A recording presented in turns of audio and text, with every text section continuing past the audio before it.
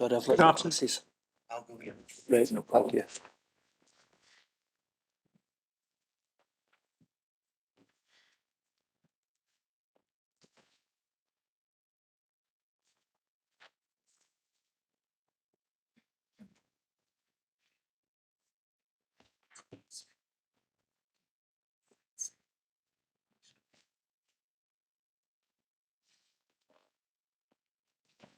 Thank you. Good afternoon, Mr. Now, Mr. Collins. Thank you, my Lord. For a variety of reasons, Mr. Powrie, I'm going to ask you some slightly random questions at the moment on a number of topics before I move on more logically through your statement. It's one question by way of clarification.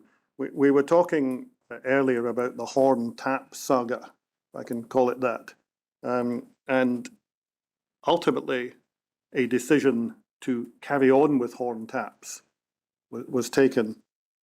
Now, it's been suggested to me that the discussions about Horn Taps may have been in 2014 rather than 2015. Can you help us? It was, yes. 2014? Yes. And can you remember at the time that a decision was taken to press on with Horn, can you remember whether the taps were installed or on order or what? No, they were installed. I think that was part of the issue, that they were already installed. Right, that's your recollection. Thank you. So the decision was don't take them out, yes, but look after them by maintenance. Yes. And that's the regime that you've been explaining to us this morning. Right. Yes. You explained to me that there was in excess of 2,000 taps. Were they all installed at that time? I believe so. I'm not so sure about the children's, but the adults certainly. Thank you. Can you remember, and tell me if you don't, when you first got in touch with Horn to discuss what could be done about taps? It would have been, trying to remember the date that the Pseudomonas guidance came out, it would have been slightly after that. Thank you. But we can no doubt check that if we need to. A couple of points, if I may, that just hark back to earlier evidence that you gave us.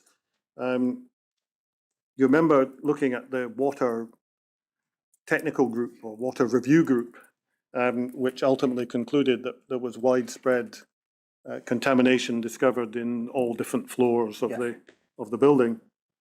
Can you remember whether any of the tests were from Ward 6A? I can't. So yes, 6A. I'm sure there would have been, because they put the 2A patients in there, so they would have been checking the condition of the water there. So I'm sure there would have been results. I can't remember the details. Thank you. Another slightly random, harking back to earlier evidence, point of use filters. Yes. Do you know, as a matter of technical operation, whether they're effective against all pathogens, or some, or most, or what? They are classed as absolute filters, so they should filter out all microbes. Do you know different, or is that just what you understood at the time? Well, that's my understanding of the filter classification. They're absolute. Now, I think I may have asked you this, so it may be my fault. If you have chemical dosing with chlorine dioxide of a system, which ultimately is what was done, does that have any impact on things like taps and fittings and pipes and so on? Potentially, yes. I had to do quite a lot of investigation into that in terms of the reaction to the pipework, for example, as well as the fittings. And I think we had to get confirmation from each of the different manufacturers as to what level of chlorine dioxide could be safely used with their products and how that would affect warranty. Thank you. This is essentially something to do with corrosion, is it? Yeah, corrosion primarily, yeah. Thank you. And one final question about dosing. We know you gave us a timeline of when you think it was procured and operational, and we know that you then retired in July of 2019. Can you remember whether there were any water incidents before you retired, notwithstanding the dosing? Recurrences of the same sort of incident, yeah. Well, I don't believe so. I think we were getting good results from the water, and I don't think, but the combination of that and the point of use filters, I don't think we were seeing any patient implications. thank you. Now, I want to turn to a topic that we've touched upon briefly, which is the DMA Canyon report, which is a report in 2015. Now, I'm not going to ask you to look at it. Okay.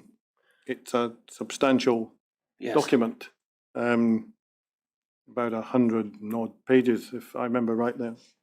And I've got a bit in a big bundle here.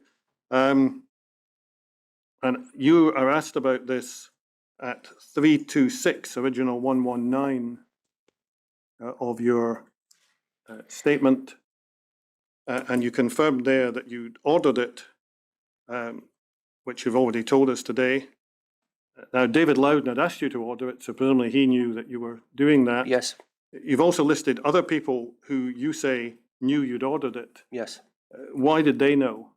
Well, Mary Ann would have been notified because she was the bridge between operational estates or operational facilities and David Loudon acting as his interim director.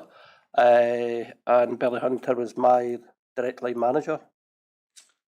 Could I just have that again? This is Marianne Kane's role.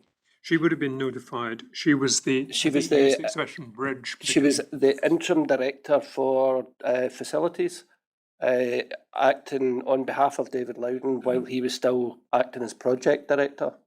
Acting on behalf of David Loudon. David Loudon.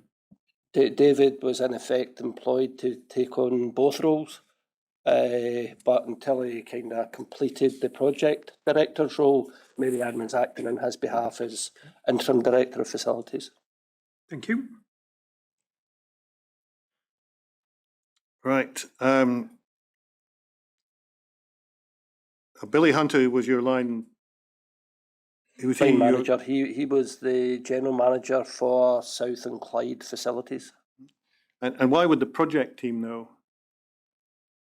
The project team would know through David Loudon that we were doing the water risk assessment for the new build.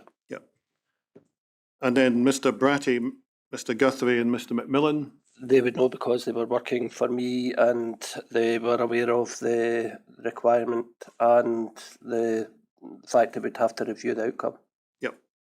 And then you go on to confirm that the report came to you and you gave copies to Mr. Bratty and Mr. Guthrie. You were responsible for paying for it.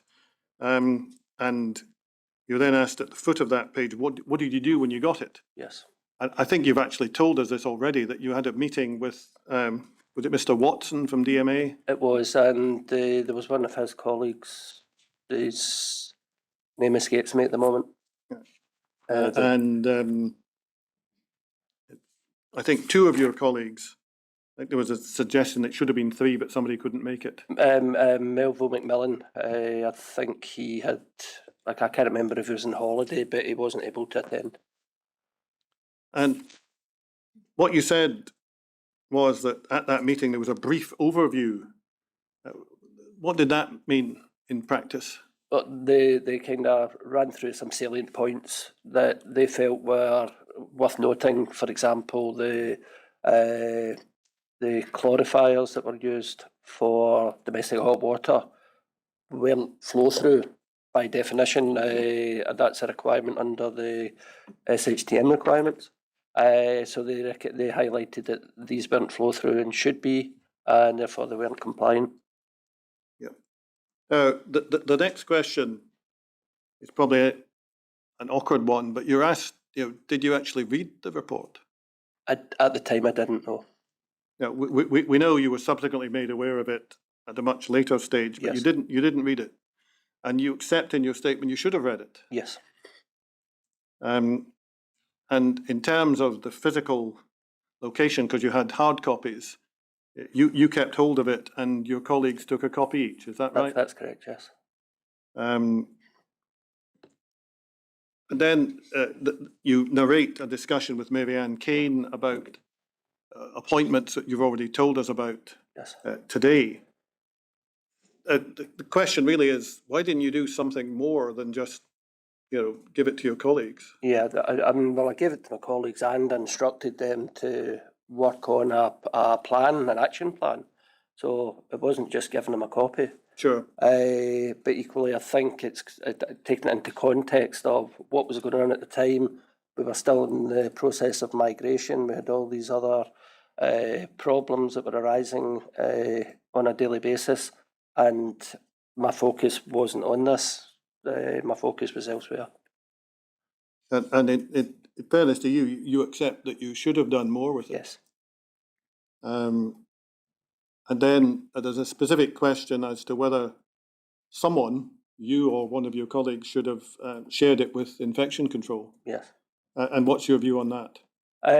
Well, certainly I should have escalated it to, first of all, David Loudon, who asked me to commission it, and then secondly, it should have been shared with infection control. It's a moot point whether that should have been me as responsible person or the authorised person. Either one of us should have done it.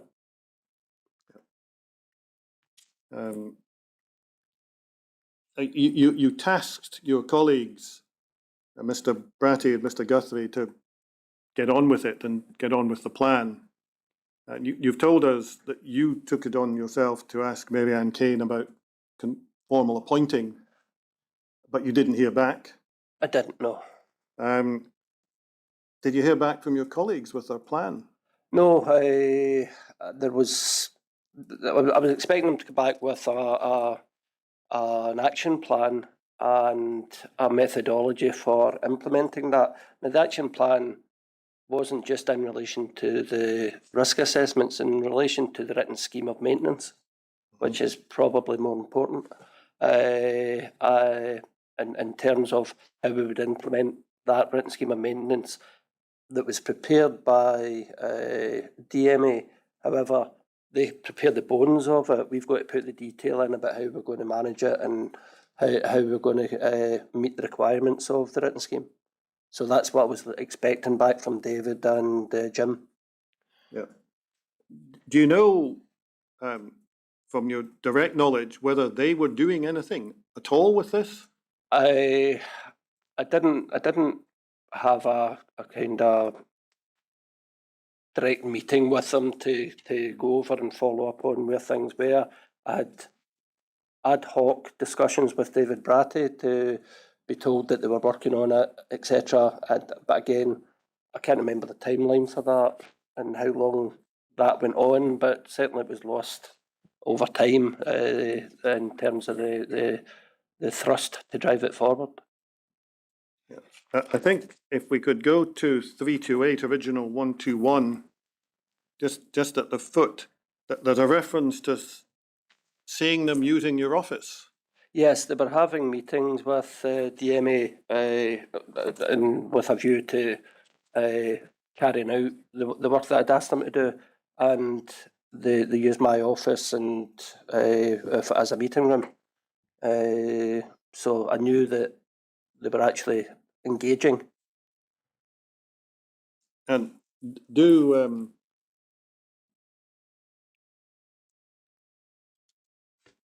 should you have had some kind of process in place to Yes, alert you to the need to follow up? absolutely, yes. And you didn't? No. Did you get any indication of what had been done or not in relation to the instructions you'd given to Mr. Bratty and Mr. Guthrie? No, I never got any formal feedback or any engagement to bring me up to speed on progress or status. I mean, just if I'm following you, Mr. Powrie, what you expected Mr. Bratty and Mr. Guthrie to come back to you with was a written scheme. Yeah, well, the written scheme populated with all the relevant data. Right. And that data would be including how we were going to address the issues from the action plan and the written scheme requirements to comply with the statutory guidance. My fault. The action plan is something different than the written scheme.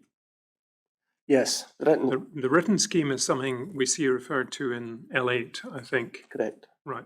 The action plan is more, is what, just something you wanted to, Well, action plan was really to address the issues that were highlighted in the risk assessment as being non-compliant or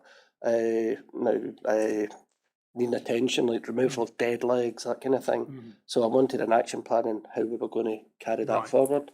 Some of that might have been reporting as defects, failures to meet design requirements. So I was looking for that to have been recorded and actioned as well.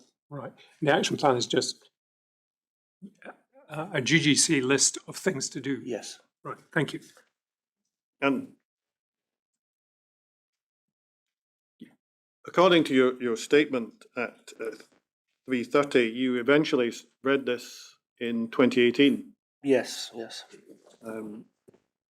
And having had the chance to do it, as it were, retrospectively, did that concern you when you saw what it said? Yeah, obviously I would, at that point I realised that I dropped the ball.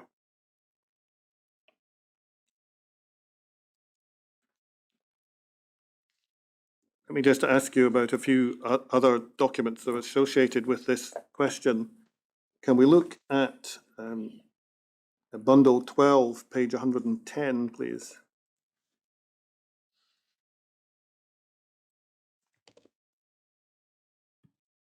Now, you're asked about that on page 330 of your statement. Is that anything to do with the DMA Canyon report? Does it predate it, post-date it? Can you tell? No, that was dated before the report was issued, and it was based on concerns highlighted by DMA. Right. Issues that they needed information for to be able to complete the risk assessment in its entirety from their point of view. They actually, I don't think we ever got a response to that, and they submitted the risk assessment without having access to this data. Thank you. So this is when DMA they've been in site or they're on site and things have cropped up and you've been asked to follow them up. Yes. Thank you. Can we look at bundle 25, page 684, please?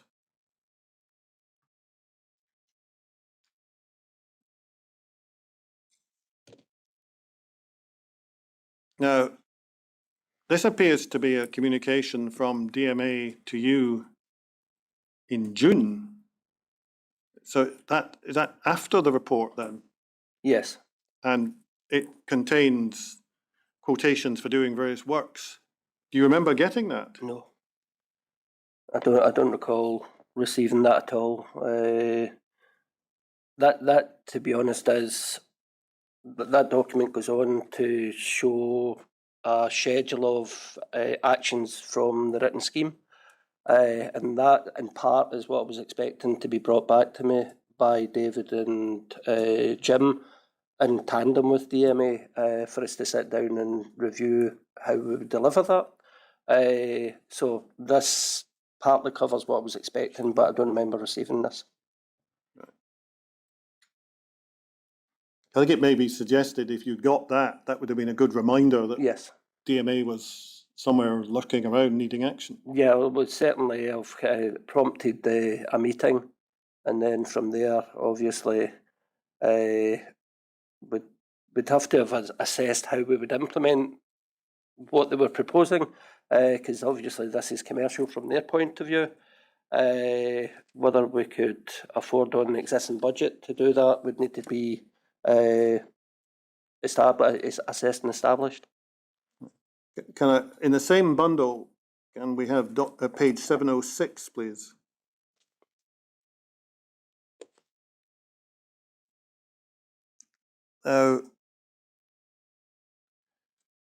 This appears to be from, now is Alan McRobbie, is he from DMA? He's DMA. He was party to some of the meetings, I think, that were going on, because he was I think he was the risk assessor that was carrying out the works. All right.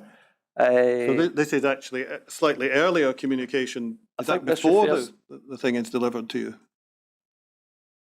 Sorry, I think this refers to the document you showed prior Right. to. The So, Bosch document. Yeah, in relation to the email I sent David Wilson. Do you remember getting that email? I do, because I didn't have the feedback from David to be able to update him on that. Right. Page 708, please. Now here's another email. So this seems to be a point of detail Yes. rather than to do directly with the report. Is that correct? Do you remember that one? I remember the issue. I am sure that I provided information to highlight that it wasn't a wet cooling system. They were concerned that the cold water feed to it made it a wet system which required notification under the HSE requirements, but it wasn't. The town's main water feeding the chiller was a backup should the main system fail. They would go into town's mains water to cool, and that be dumped directly to drain. So it wasn't what they call as a wet cooling tower. Anyway, you remember the issue, but you Yes. rather than anything else. 710, please.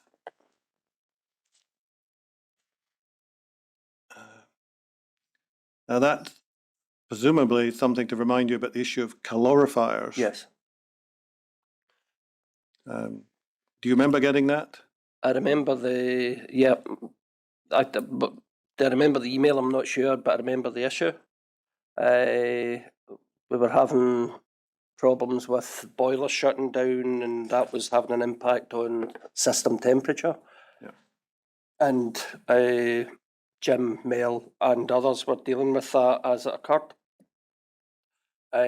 So from that point of view, I passed the responsibility for addressing the failures to Jim and Mel, I think it was. Okay, 712. Now this is an earlier one, in fact. Do you remember it? I think that this is again. This is the precursor to the email from Alan. Right. About the same list of questions that I had submitted to David Wilson. Okay. And finally, in this particular run from that bundle, 714. And again, I think that's part and parcel of the questions that were submitted to David Wilson. Thank you.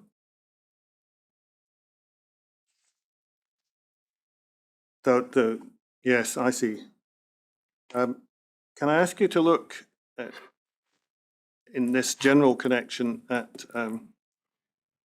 bundle 12, page 263.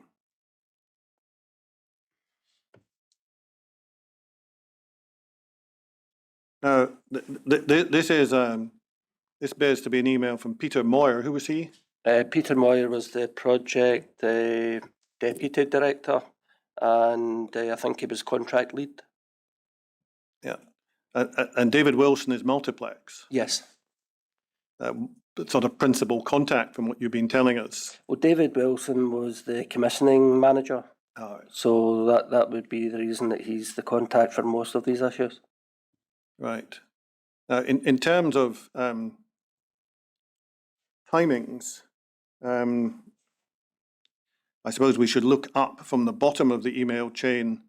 7th of July, 11:13 is Craig Williams, that's the infection control lead, to various people,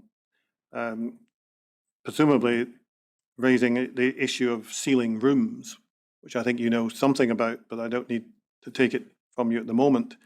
And then in the middle of the page, you're then asked about various things. Is that right? I can't see that just now. Sorry. So there's a heading original message from Mary Ann Kane, 7th July 2015, 12:13. Yeah, I've got it, yep. And that is sent to you and to Peter Moyer, headed Schihalian testing, starts, well, we need to get all the validation data, all HEPA filters. Yes. Otherwise, we're going to lose all these areas from use unless we provide this data, which will be a PR nightmare. Yes. Well, first of all, do you remember that email? I don't specifically remember the email, no. Because in the next paragraph, it starts Ian. So that's you. You're required to ensure that Christine, that'd be Christine Peters, gets the Legionella paperwork today. Mm-hmm. Could that be a reference to the DMA Canyon report? I'm not sure. Do you remember getting that request? I don't. Thank you.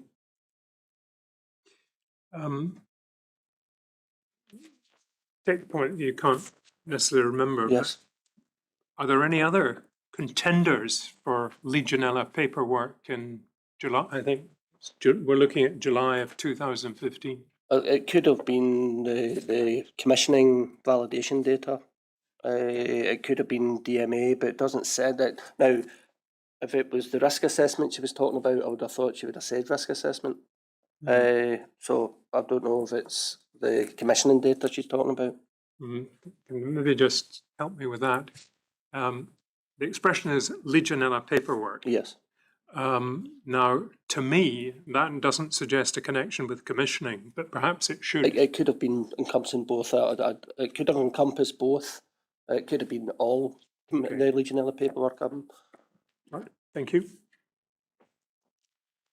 Now, let me just check another couple of documents while I'm here. Can we go back to bundle 25, please? Page 678.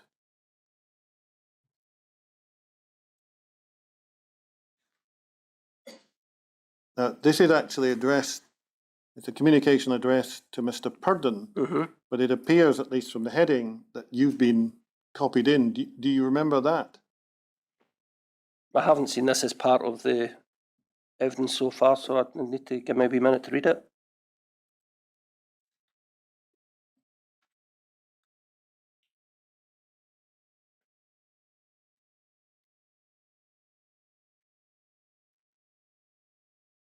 No, I don't remember seeing this. This is with respect to an occupation risk assessment after the hospital's been occupied. Yeah, because the date on that is November 2016. Yeah. So we're at a slightly different time frame. So I was just wondering whether you knew anything about it.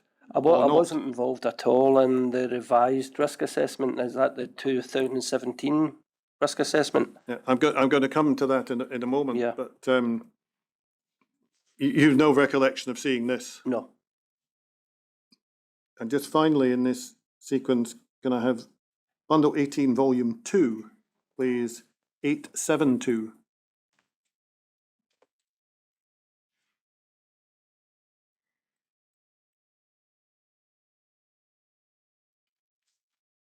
Now, this appears to be an update of a written scheme for Legionella control produced by DMA Canyon. Do you know anything about that? No. Were you To be honest, I didn't even know that this existed. I thought the next one was 2017. So I haven't seen this.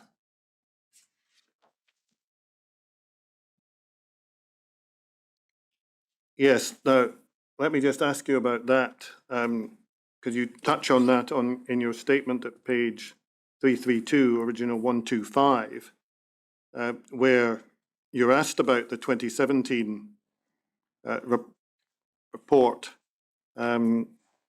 which is bundle 6, 416.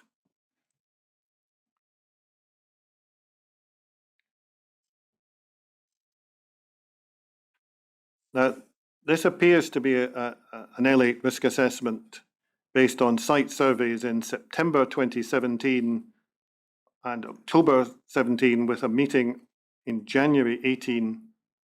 Do you know anything about that? No. Were you involved in its production? No. I mean, I know about it retrospectively, but I didn't know about it at the time. I think it was 2018 once we started having issues that I found out about this. Right. And I think if we just, can we just scroll on to the next page of that document, please?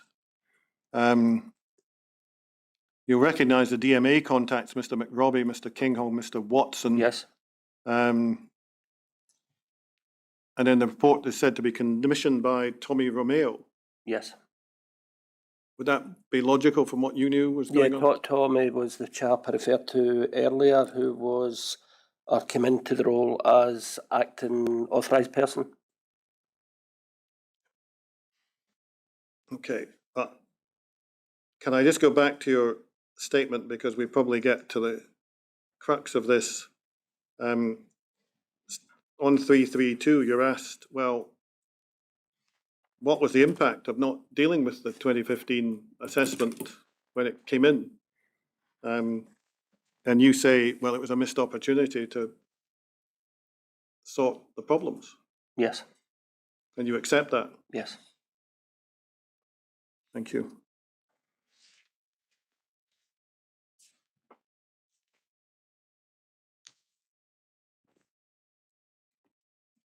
In fact, we know that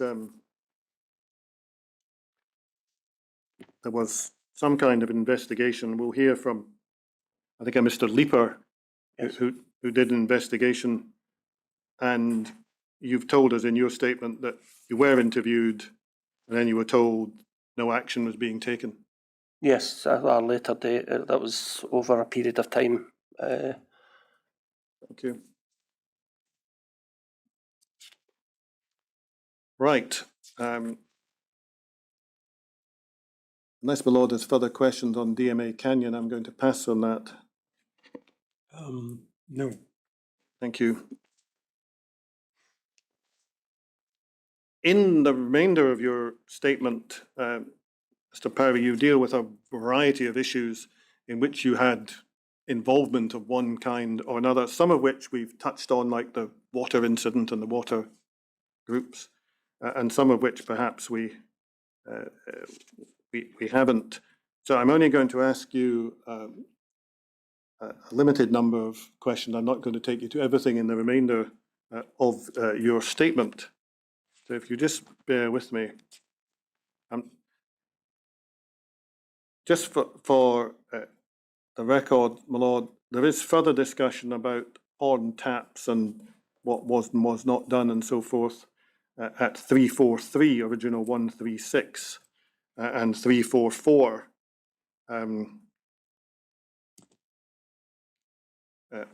So I might just ask you one question about that, since I've got it in front of me. So 344, sorry.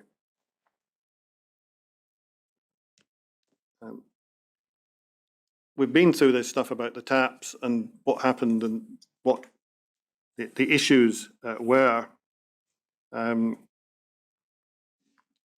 Is the sort of result of all these exchanges recorded in the end of the big paragraph at 344, starting with a sentence, David Loudon was of the opinion? It's about 2/3 way down.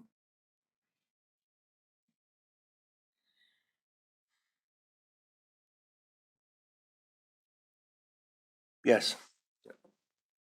And as a matter of reality, that although that paragraph ends with you saying, well, he didn't discuss the implications for maintenance, the fact of the matter was that you were expected to do maintenance on these taps. Yes. To keep them safe. Yes. Is that correct? Yes. What I did on the back of that was produce a risk assessment to continue using the taps, along with Sandra McNamee at the time. I think her name's Sandra Devine now, and the health and safety manager, whose name escapes me at the moment. Okay, I'll come back. And what conclusion did that assessment Well, the risk reach? assessment just really spelled out the fact that we had a modern water, and bear in mind this risk assessment was 2014, before we started to find the issues that we had, that it was a modern, well-engineered system, as we thought, and that the controls would be Now a sanitisation service exchange model, just as we've discussed, and the detailed timelines for those to be implemented as well. And I'm sure I shared that with DMA, and I shared it with David Bratty in line with the request to have the workshop and test equipment installed. I suppose it might be suggested to you the unfortunate thing is that having decided to press on with the taps and engage in a sanitisation programme, the sanitisation programme then didn't get done. Yes. For one reason or another, you've explained to us, and you eventually hit the water incident. Yes. Am I right in thinking that ultimately, at least in some locations, the Horn thermal mixing taps were actually replaced with another brand? Yes. That you had suggested? That would be Ward 2A. Right. And that was a precursor. There was at the time discussions about rolling that out to all high-risk areas. But we'd certainly replaced the taps in Ward 2A with, I think it was the Markwick 21 tap, which unfortunately is the tap that was used in Ireland, but a modified version of it to address the issues that arose there. About the flow straighteners, wasn't it? Yes, they changed it to what they call a BioGuard flow regulator, which is an open bore with copper lining, so it doesn't have the same complications and risk of developing organisms on the outlet itself. Yeah, in fairness, there is a paragraph in your statement that deals with this. I should probably refer you to that, which is at 346. The large letter A in the middle there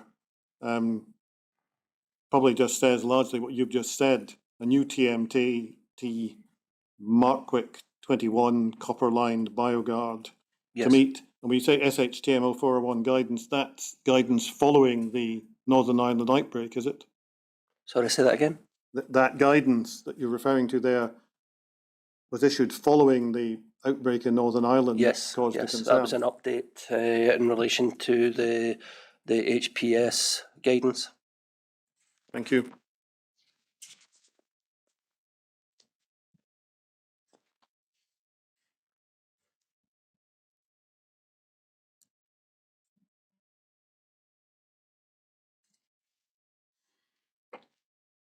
I have some questions for you, Mr. Powrie, that will be not necessarily connected by neat joins in other questions, so bear with me again. Do you remember a Dr. Lee being in the hospital carrying out some investigations? Susan Lee, yes. And she was there because some issues arising in Ward 2A and water, is that correct? Yes. Now, the question I'm just trying to get from you, do you remember an occasion when she was looking for data and the data had all disappeared? Was that the temperature logs? It could well have been. Yeah, I think it's referring to temperature logs. So the building management system, BMS, monitors all the hot water flow and return temperatures. And these are relevant because you've got to make sure that you're above certain thresholds on both flow and return. And they're monitored and should highlight if there's a deviation so that action can be taken. She wanted to review those documents to see if there had been temperature, a loss of temperature control regime and what the impact would be. Unfortunately, we couldn't provide them because the BMS server had failed. And we asked Schneider, who were our service provider, to try and retrieve those files from the server. Unfortunately, they couldn't do that, so we didn't have the data to provide. Just while I'm on that topic, I think you probably gathered from a question I put to you earlier today that there's at least a suggestion by some people that estates weren't keen on giving results to the microbiologists. Yep. Now, you said you'd no recollection of ever refusing to give results. that right? I'd never refused to give results that were asked for. So I had a good working relationship with infection control doctors and infection control team, the nurses, and invariably anything they asked me for, I provided. Thank you.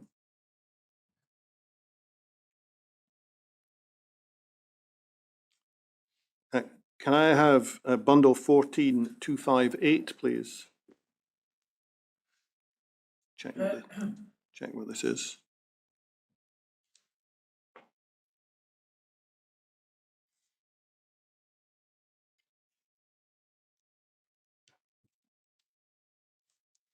Now, do you recognise this email which comes from Teresa Inkster, one of the infection control or microbiologists, to you, copy to various other people? Do you remember what this was about?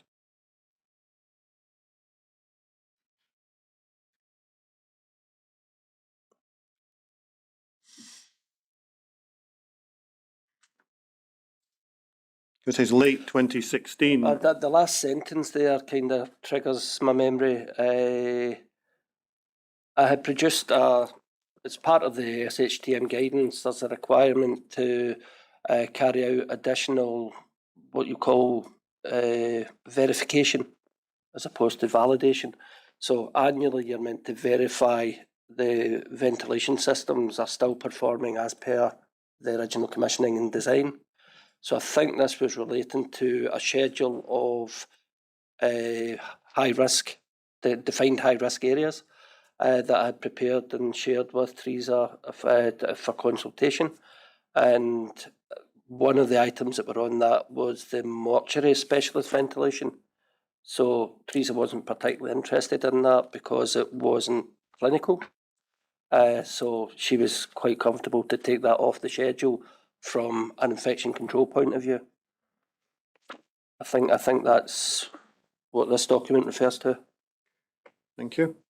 Could you, my fault, could you repeat what you said about verification? You were distinguishing verification and validation. Yes. I wasn't sure where the obligation comes from and what it relates to. Okay. Well, we know that commissioning and validation is part of the installation handover process. Yes. Verification is a requirement for operationally once a year to verify that the air handling or ventilation systems are performing as they were commissioned and validated to. So just make sure that nothing's changed and that we're still getting the same performance and that there's no risk to patients from a drop-off in performance. And is the source of that obligation 03A SHTM 0301? Yes. Thank you. Thank you. On 354, original 147, you narrate what sounds quite a dramatic incident when the whole water system, it's near the foot of that page, that the whole water system seemed to have failed. Yes. And action had to be taken about it. And I see on 355, you just had to bypass the filters and fill the tanks up so that there was water Yes. in the system. Pretty much. There was no, the filters were in lockout. We hadn't had training on the filters at that stage. Yeah, so this is April 2015. Yes, so it's just as migration started. So there were some patients in the hospital, but there was only a handful of wards occupied. Right. So why did you report to David Loudon on this, I see from 355? Well, I was still working, we were part of the migration team, so we were all off in a suite of offices together in the hospital. And at that time, I hadn't transferred over to reporting directly to Billy Hunter, although there was still a link there. I was working with Billy on operational issues. But it was because it was a plant failure on the newly commissioned installation that I reported to David in terms of contract issues.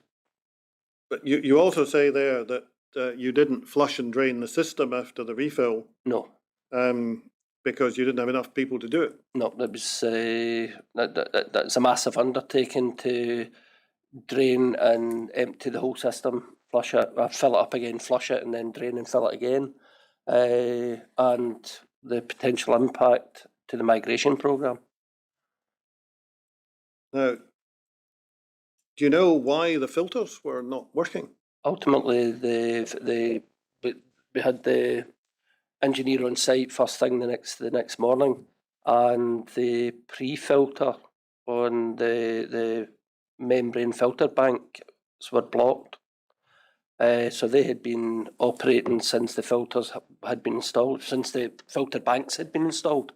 So that would be months, and they'd never been changed. So they recommended that these filters should be changed weekly. So they've been operating for months, and Yes. once you get this problem, you then discover you should be doing it much more frequently. Yeah, well, the thing is that, as I say, we hadn't had training and hadn't. Now, that level of detail would not normally be in my scope, but the fact that we got the engineer come out and assessed the lockout as being a pre-filter, and a pre-filter that should be changed routinely, weekly, that had been installed and commissioned and had been changed since.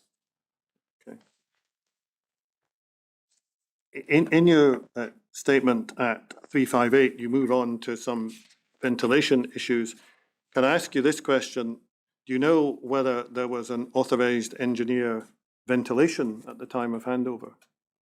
No, I don't. Hadn't appointed an authorised person. No. Or are you talking about authorised engineer. authorising engineer? An engineer, yeah. No, I don't think we had one until well into 2016. The authorising engineer for ventilation was a relatively new requirement.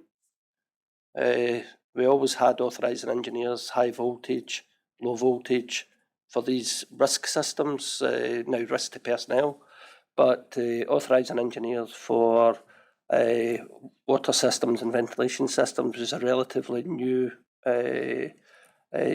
requirement, and it was just been rolled out for Glasgow as a whole at that time.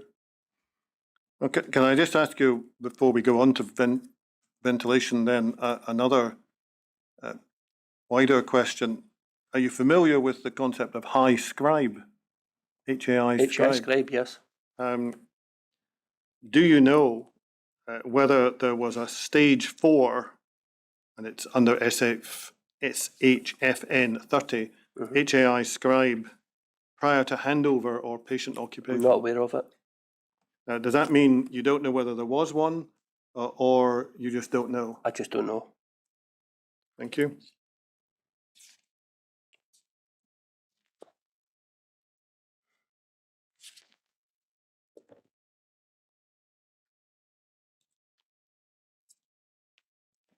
Can I ask you just briefly, I think, about the events at Ward 4B,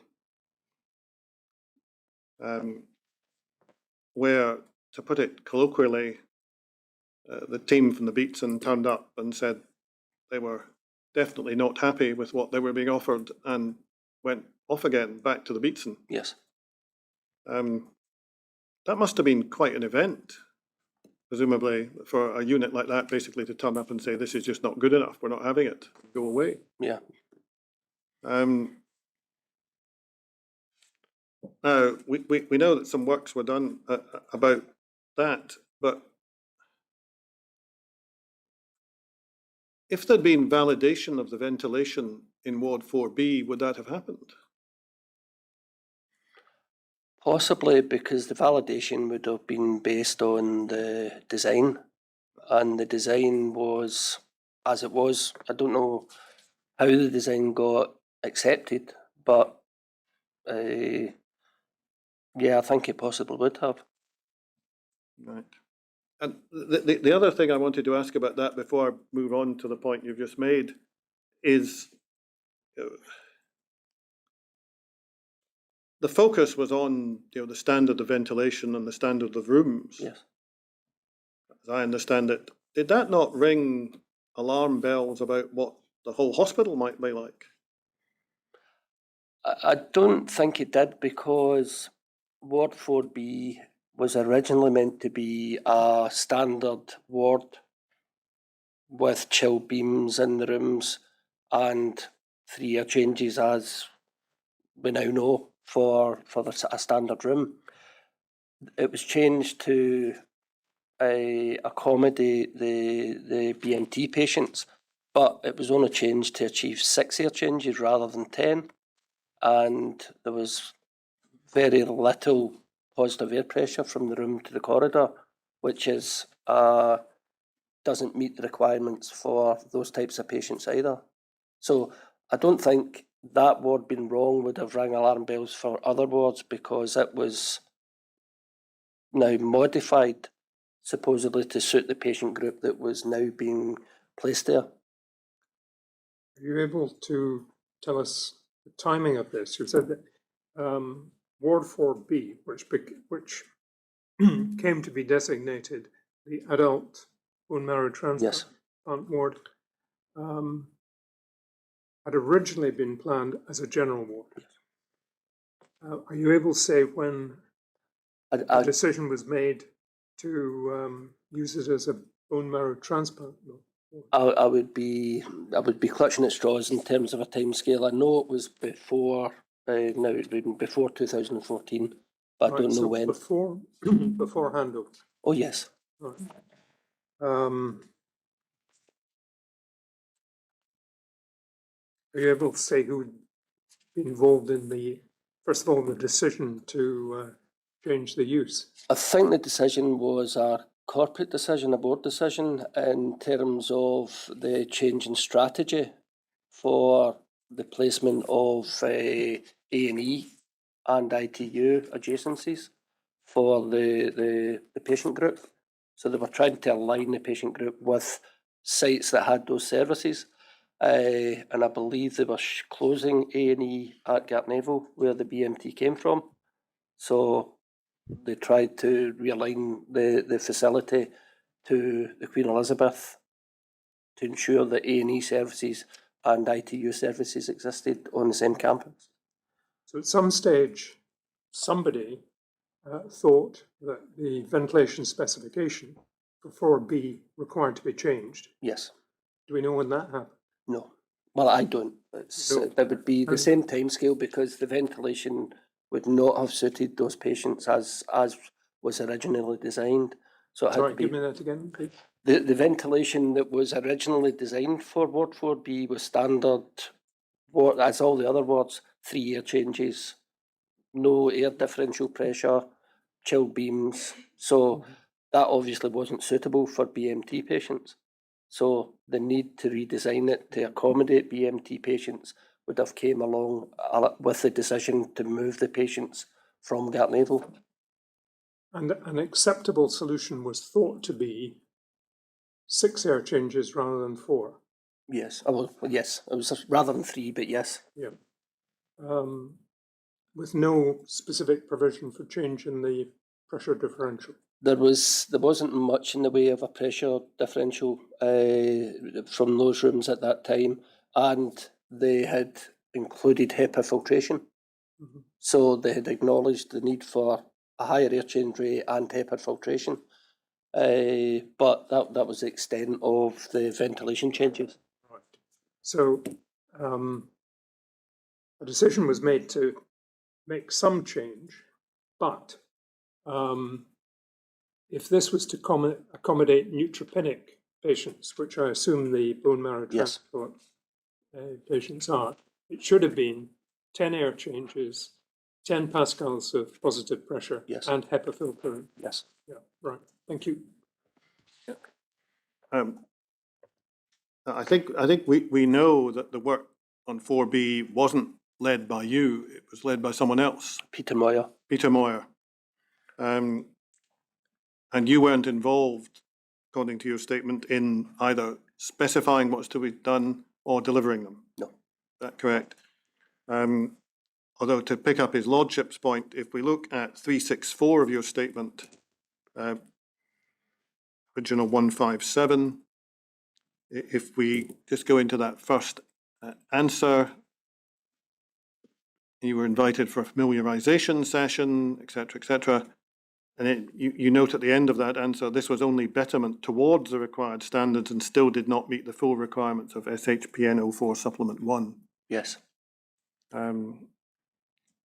Did you ever, in the course of your contact with the 4B issue, were you ever able to work out what the specification had been to which the ward had been built that the No. Pigeon people were not happy with? Yeah, no, I'd never seen the specification, or I was never able to understand what the specification was or who signed off and approved on it.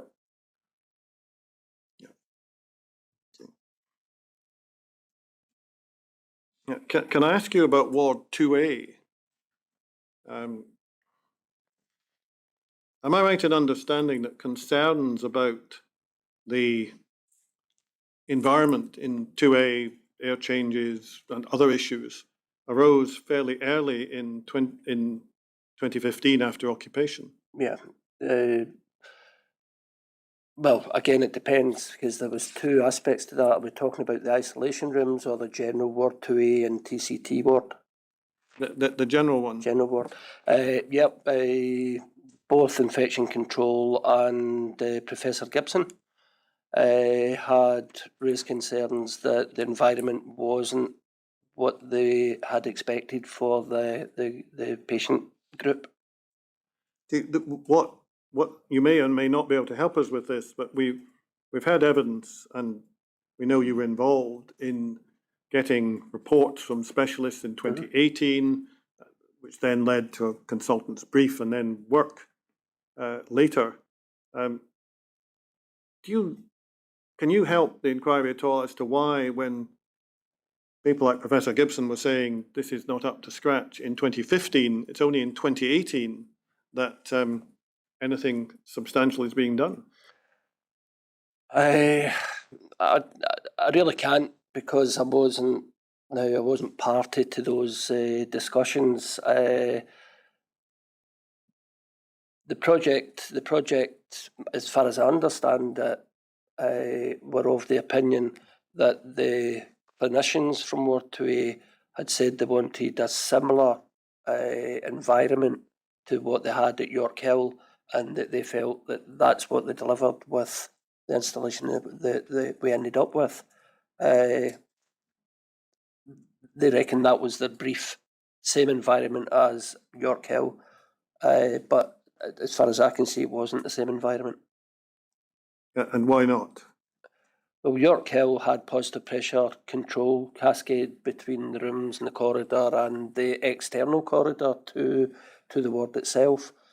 I can't say what air change rate they had because I wasn't party to it at York Hill, but there was certainly a higher classification there. I couldn't personally understand the correlation between the same as York Hill and what we eventually got it, because it wasn't the same as York Hill. It was less rigorous. Yes. Can I just ask you, because you'd started to give me an answer which dealt with two matters. I asked you about the general issues in the ward, and you said, well, what about the isolation rooms? Yes. Was there a different issue about the isolation rooms? Well, the isolation room issue started off with the lack of HEPA filters, which we've discussed. And then secondary to that, working with John Hood and Craig Williams, we were looking at the room integrity. So that's the air tightness of the room. And what we were finding was that we were getting air movement from the external environment into the room. Now that could be round the windows or the service ducts, even where you've got the trunking or light fittings. We were getting air movement between ceiling voids into the room.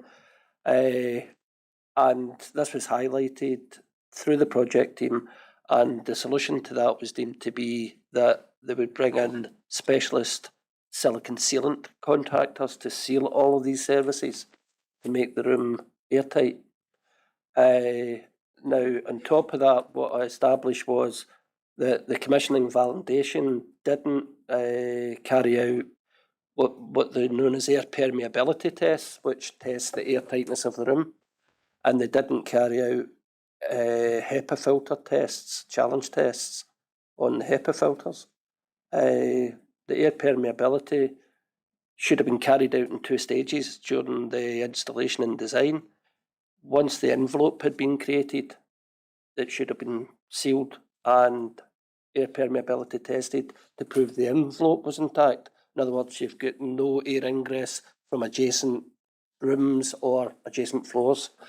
Then once the shell of the room had been installed, it should have been air permeability tested again to ensure that that remained the case and that the finished room was airtight and you couldn't get extraneous air coming in to risk contamination of the patient.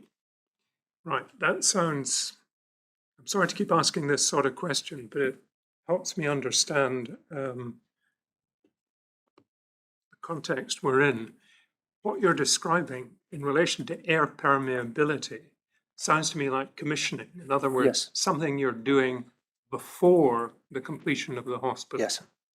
Now, the obligation to carry out these the two-stage test that Yes. you've just described, where does that come from? The obligation to do that is, it's SHTM again. Again, it's SHTM 3. For this one, I think we'd be referring back to SHPN 4, Supplement 1, because that's what the isolation rooms were supposedly designed to. Right. Am I right in thinking that SHPN 4 is referred to in SHTM 0301? Yes, for I for could be wrong isolation. about that, but I think it is for isolation. It'll just be a reference to yeah. for further details.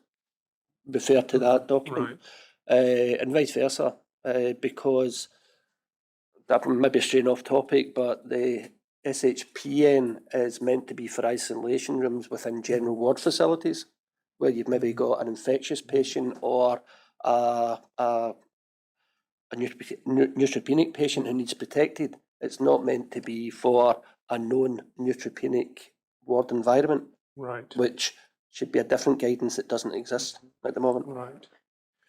And again, just if I'm remembering correctly, the SHPN is, I mean, if you go to it, it's a description of the way you set out an Yeah. isolation room.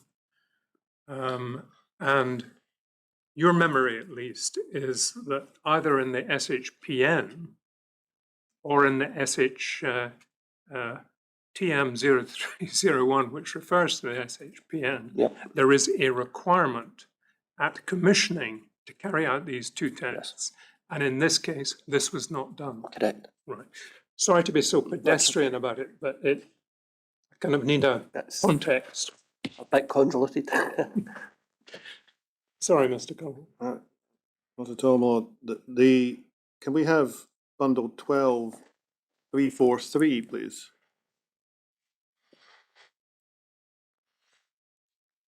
Yeah.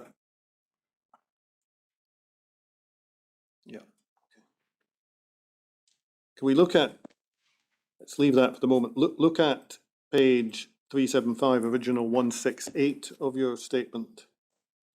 It's just to pick up whether there was a completely different issue about isolation rooms that you had spotted. And it perhaps picks up on the point his lordship has made about where you get guidance on isolation rooms. Yes.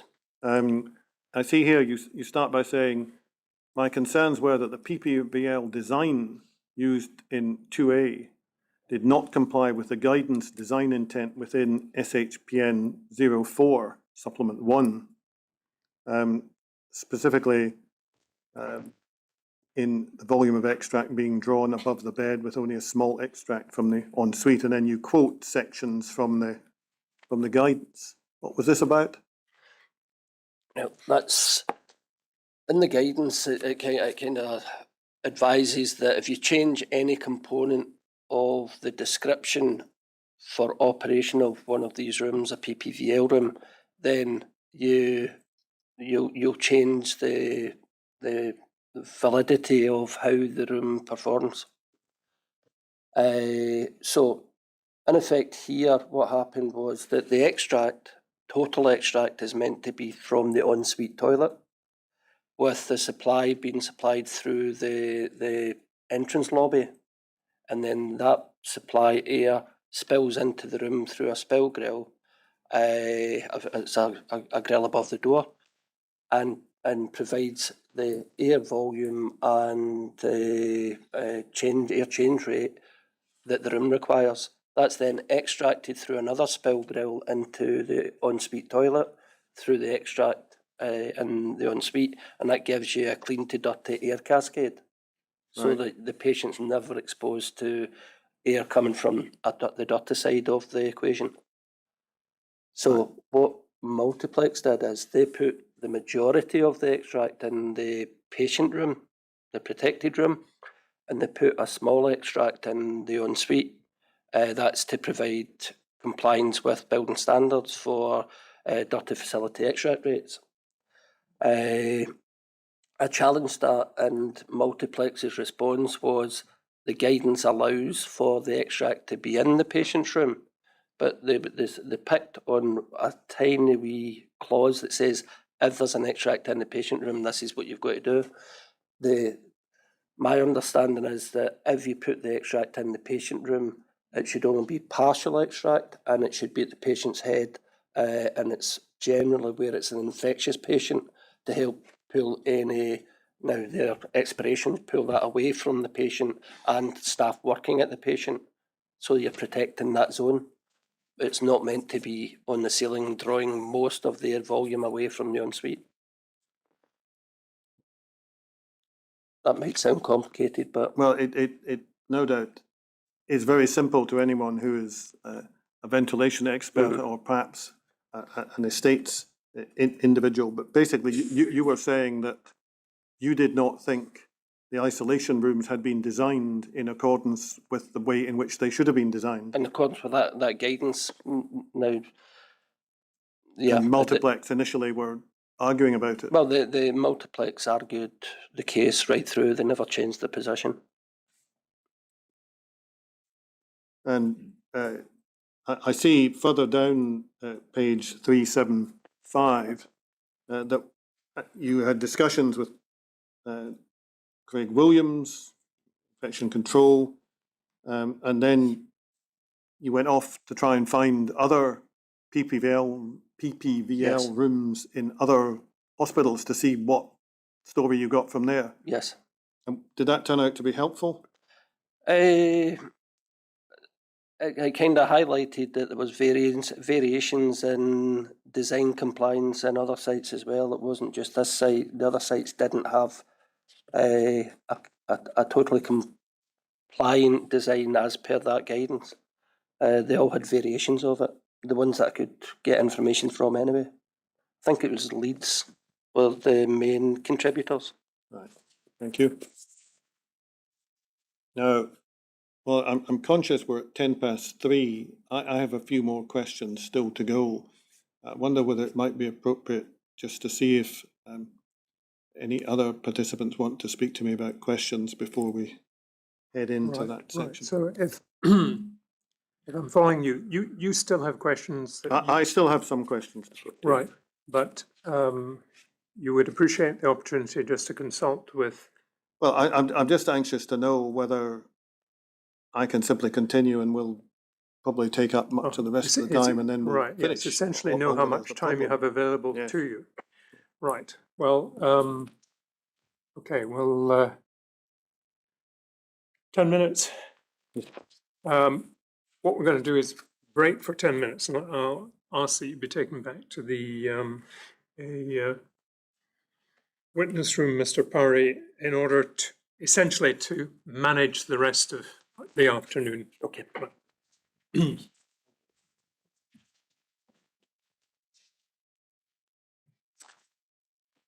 Please,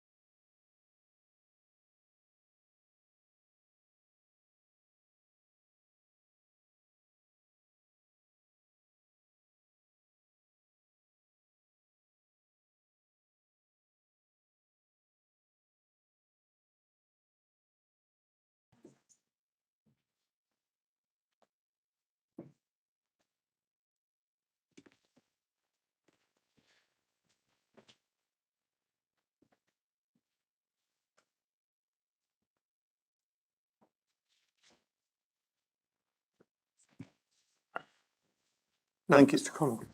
Thank you, my lord. I've come to a topic I probably don't need to spend time on, Mr. Powrie, because we know that there was a process whereby Mark Lambert of IDS was asked to comment on a series of matters in relation to the Ward 2A and 2B. And in the course, he told us yesterday that in the course of his work on that, he had various conversations with you, after which what he was going to put in his report expanded a bit from the original draft. Did that be a fair summary? Yes. The only thing I wanted to ask you about that, because we know that subsequently work was instructed, was in your statement at 376, the second half, you say it was Tom Steele that asked you to look at this Yes. issue. Is that right? Yes. I think Mr. Lambert had a recollection that he had a discussion with Mary Ann Kane and Alan Gallagher, and then it came over to you. Matt isn't it? He done several pieces of work, but this particular piece of work for Ward 2A, it was Tom Steele that asked me to look at the possibility of improving the ventilation rates with the existing plant and to take that forward. And then it was Tom that instructed to go to a full design after we got the results of this report. All right. So Mary Ann and Alan had commissioned, I can't remember, there was ongoing works that Matt was involved with before this, and I think that was Alan and Mary Ann, but this part was Tom Steele. Okay. And am I right in understanding from later parts of your statement that by the time it came to following up Mr. Lambert's report and then his brief and then the appointment of contractors, you had retired by the time it was all done? I got to the stage of putting the tender out for the new design team. Right. And we had agreed to use Mark Lambert as the shadow design, for want of a better description, to act in behalf of the board to verify that what was being proposed would meet our requirements. So yeah, we had went out to tender. I think we had appointed the consultants, and then the process was taken over by the capital projects team as I was retiring. Thank you. One of the things that Mr. Lambert told us about yesterday was what he perceived to be a risk in critical areas if you only had one air handling unit available. Yes. Because of what would happen if it went off. Yes. So I was looking through your statement to see if I could find any reference to an air handling unit actually going off as opposed to precaution. And I see you deal with that on 381, which is 174 in the original. Was this actually air handling units just going off completely? Yes, this is, I think, just let me check. Yeah, this one was it was actually a controls fault that caused, it was what they call a network controller. And what happened is that 2 air handling units had tripped off and we attempted to reset them, but they wouldn't reset. I contacted Multiplex, I think it was Julie Miller who responded, but she couldn't engage with Schneider Controls because their contacts weren't available. So I used our service support contract route to bring an engineer on site to look at it. He established it was a network controller fault, but in the meantime, another 4 units tripped out. So we are now sitting with 6 air handling units feeding isolation rooms. So they've got 1 unit dedicated per room. So we ended up with 6 units offline. What he managed to do, because we couldn't get the units to go on hand and operate manually, he managed to divorce the units from the controller so that we could make them manually operated and we maintained the room conditions on a manual setting. And it took them a couple of days, I think it was, to establish the cause of the fault. and then order a replacement controller. So I think it took about best part of a week to resolve the issue and get the units back online automatically. And I don't think that's the same issue as you're talking about with Matt. Matt's talking about a ward like Ward 4B, because it's the same scenario as I have raised concerns about for Ward 4B. You've got a critical ward with multiple rooms supplied from a single air handling unit. right. If the air handling unit goes into fault, then you've got multiple patients affected. So if you've got 24 isolated patients, they're all affected by this and they're all at risk. Yeah, no, I can understand that, but I suppose it raises a similar point. You had a number of rooms that suddenly became Yes. untenable as patient rooms, is that Yeah. right? So the issue there is to get reinstate the air supply as quickly as possible or relocate the patient. So I think to an extent in those rooms, I think room 18 and 19, the patients were relocated, but then we had several other rooms fail. Now, luckily, I don't think the ward was fully occupied, so they managed that. But if it was a fully occupied ward, that would be a problem. Right, so what you would suggest is at least desirable is one air handling unit per room For isolation facilities, for isolation. ideally, or you could have, if it was, for example, Ward 4B, you could have one air handling unit as your duty air handling unit and then a standby. So if that fails, you switch over to another unit and that supplies the whole ward. And that then gives you the ability to respond to failures and to carry out your annual verification, because you've got to shut the plant down to do that anyway. So it gives you that, and that I covered all that in my Ward 4B scenario. Thank you. But this is quite a good segue. Thank you, Mr. Powrie, into a couple of questions that I think I took from you in part when I asked you about 4B, but probably did so reasonably swiftly. So could we go to 406, original 199 of your statement?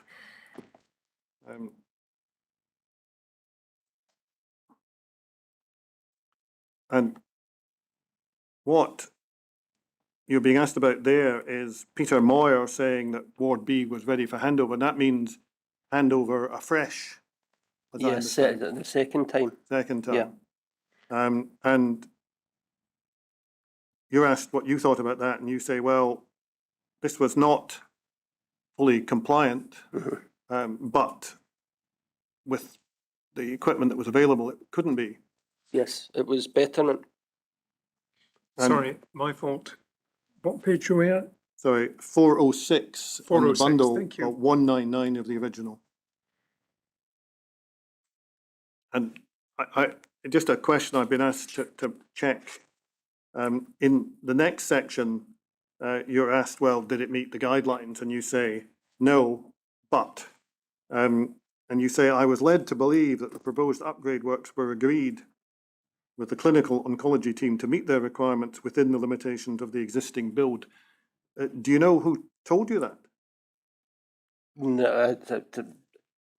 No. Thank you.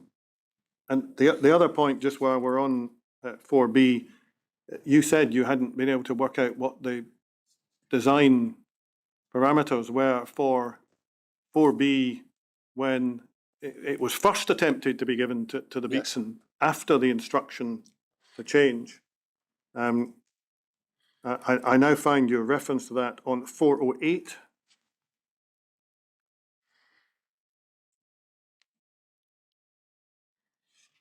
And basically what you say was you had a look at the records that were available, but you couldn't find anything that helped you. No. And it did seem a bit more like a standard ward than anything else. Yes. Thank you. Let me ask you two questions that relate back to something you said earlier before I do anything else. In one of the firefighting lists that you gave us very early on in your evidence, you talked about sewage spills into ward areas. you know if that was reported to infection control? Yeah, I'm sure it would have been. It would have been reported by the clinical staff right away, because that would have been a risk perceived by them. But we would have reported it to them as well. I didn't report it personally, but yeah, it would have been reported. The other question that arises from earlier evidence is, we went through the DMA Canyon report, and you explained what you did and didn't do with it. And then you said you first saw it in 2018. Which one? The 2015 DMA Canyon report. You then saw it for the first time in 2018, or read it for the first time in 2018. Read it for the first time. I was given a copy in 2015. Yes, sorry. And I might have at that time read the summary, but I didn't read the full report. Yeah. So 2018 was the first time I sat and read the full report. We're just trying to, can you tell us at all when that was? Because we know, for instance, there was a water incident in 2018. Well, I think that was the catalyst, because by then I wasn't involved in the operational estates for the Queen Elizabeth. So the catalyst for me to review that was the fact that we were having the water incident, and then I was asked, did you have this report? Because nobody seemed to be aware of it, which I understand. Did I have that report, and now could I share it? And then that led to the internal investigation, etc. So that would have been the catalyst for me reviewing it at that time. Right. So you had moved into the job of assisting Mr. Gallagher, Yes. in the wider role in January 2017. Yes. And it was only when you were drawn back into the water incident that this, is that what you're telling us? Yes.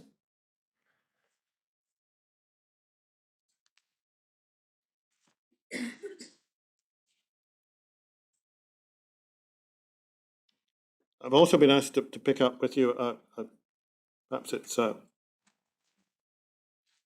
no doubt not a small point at the time, but on 413, which is 206 of your original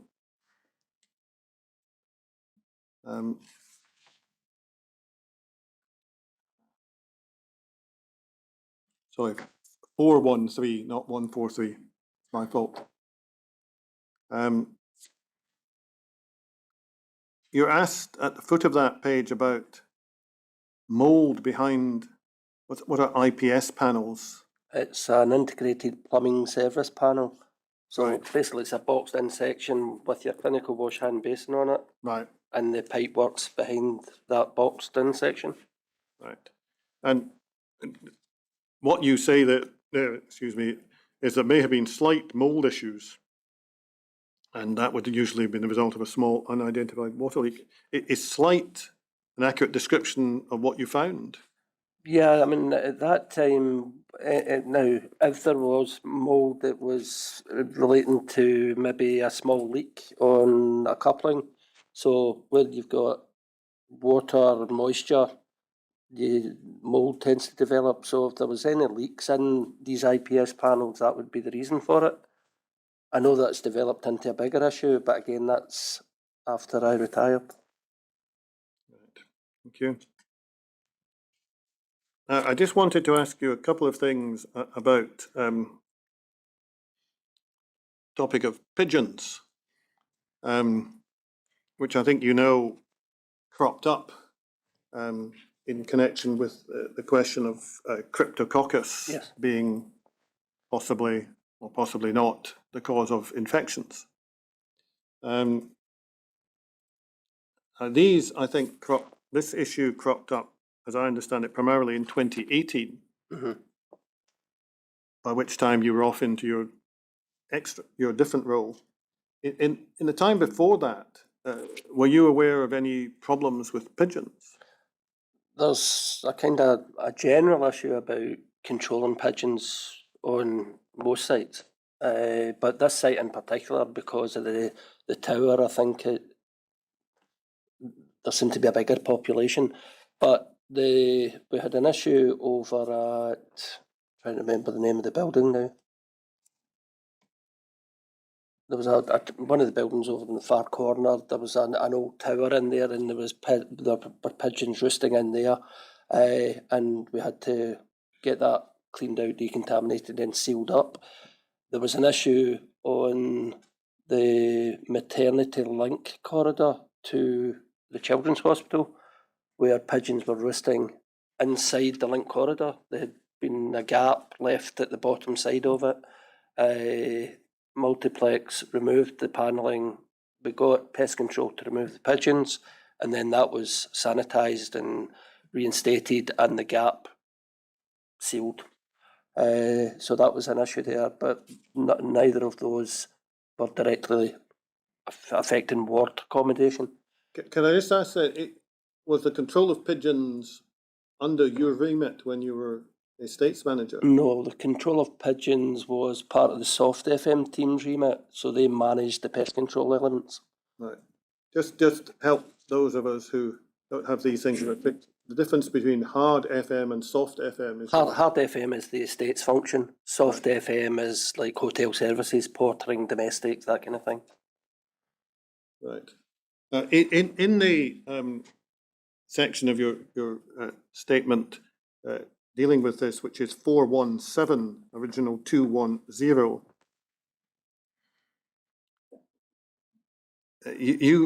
you say that although you weren't involved in operational management, Darrell Connor had been tasked to investigate, and then you ended up in a visit. How did that transpire? I think Christine Peters asked me to go and have a look, and she took me up, along with Darrell, to the plant room that the pigeons had.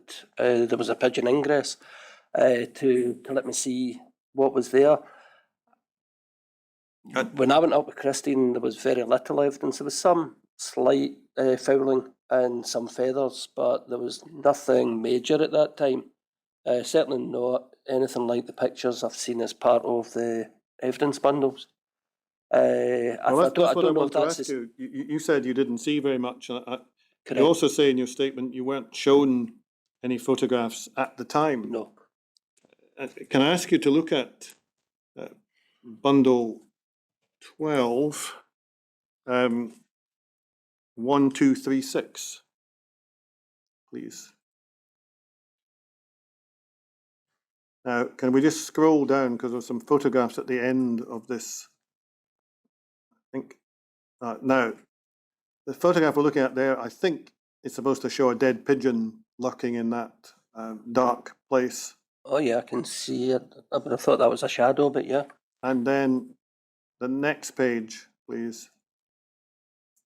Yeah, that's seemed to be quite a lot of. That's quite bad. I didn't see anything like that.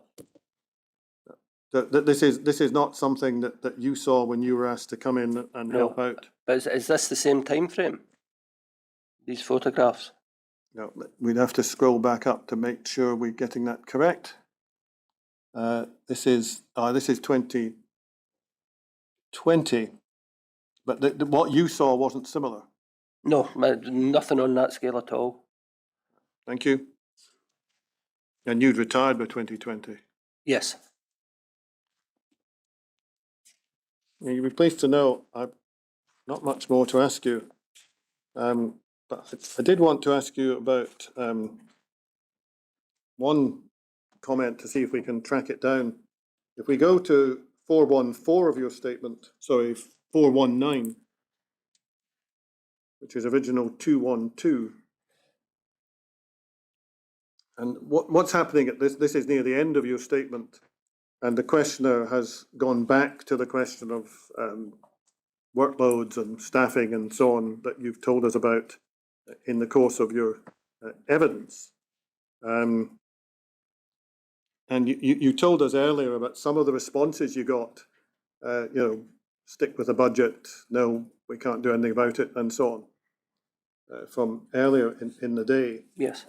But in an answer you gave here, you said when you raised the concern, you were advised that the CEO/SMT, which is what senior management team, yes, expected that Multiplex would be providing maintenance during the warranty period. Who told you that? David Loudon. David Loudon. Yeah, that was part of his feedback in terms of the management strategy paper and the reverting to the original budget figures. So he was telling me what the conversation was and the fact that there's an understanding from the chief exec and the senior management team that Multiplex will be maintaining the site for the 2 years, and that there's a how do I put that there? And the maintenance requirement should be less because it's a new modern building. The maintenance requirements would actually be extremely high compared to the old sites now, because they're completely fitted out with modern technology. Now hundreds of air handling units, massive water systems. The maintenance requirements were substantially more than they would have been on any of the other sites. But they had an appreciation because it was new and because it was state of the art, maintenance would be less. And you didn't think that was right? No. And I did explain that to David, and he seemed to take it on board, but I don't know if it made a difference. Sorry, they did seem to take it on board. He seemed to take it on board, but I don't know that he managed to use that to any effect to increase the budget. What's meant by providing maintenance in this context? I was advised that the Chief Executive Officer, Senior Management Team, now, first point, advised by the Senior Management Team. No, I was advised by David Loudon that was the view of the Senior Management Team and Chief Exec.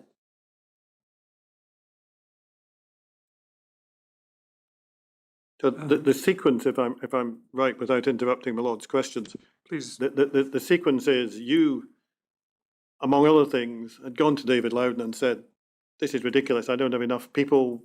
I've budgeted for 111 or thereabouts, and you're telling me the budget won't stand that." Mm-hmm. And you're basically complaining to him about what the consequences were. Yeah. And he goes off, you understand, at some point to discuss it with, I think you mentioned the Chief Executive, Mr. Calderwood, yes, earlier in your evidence, but we don't know who. And then you're getting a feedback. Is that the yes, sequence we're talking about? Yeah, David was letting me know the justification for not getting the budget that we had indicated was required. And the part of his feedback was maintenance will be less, it's under warranty, and it's a new state-of-the-art property that will have less maintenance requirements than an old run-down property. And it's the flip of that. That's not the case. Could I repeat my question? What's meant by maintenance in this context? Maintenance of the campus, all aspects of maintenance. Just so, well, help me. You're in the maintenance business. Yes. I mean, what are we thinking about? Wear and tear. I mean, if well, you've got consumables for a start. So all your ventilation plant, the filters need replaced at regular intervals. Now, normally you would do that on a time basis, but with this plant, it actually tells you when the filters are starting to get close to needing to be replaced. So you'll get an alarm condition saying filters are at 75%, for an example. So we've got to then have the filters in place to be able to go and change those. And then we need the staff to be able to do that. You need staff to be able to go and do all the monitoring, flushing, all the works that are identified in the water risk assessment that are required to be done routinely. You need enough staff to do that. I think we ended up with something like 8 plumbers. We'd need 20 plumbers to be able to do the level of work that was required from these documents. I appreciate you're simply being told by Mr. Loudon what he's been told by Yes. other people. But just listening to what you've said in explaining to me what's meant by maintenance, that seems quite a high proportion of the maintenance requirements of the new building. Yes. Because you're including, for example, routine replacement of filters. Yeah, just any consumable, on any system that's got consumable components And given the volume that we've got there, that's a big task just to keep that going. All right, so assuming Mr. Loudon's right, senior management team thought that the 2-year warranty or the 2-year Was covering all those aspects as well. snagging period or whatever covered the sort of routine maintenance Yes. that you've been describing. Yes, it didn't, but that's what the feedback was. Thank you. And, my Lord, that seems an appropriate point to indicate that I have no further questions for this witness. Can I just check with the room that any requests to Mr. Connell have been dutifully discharged? Right, I'm taking that as a yes. Thank you very much, Mr. Powrie. You're now free to go. Thank you for your attendance today, but I appreciate just attending today. It was just a small proportion of the amount of work you've done to help the inquiry. Your statement is extensive and very helpful. So thank you for being here today, but also for all the work that you're required to go through in order to be here today. But you're now free to go, and I'll ask. Thank you, Mr. Your Honour. Fox to Thank you. take out.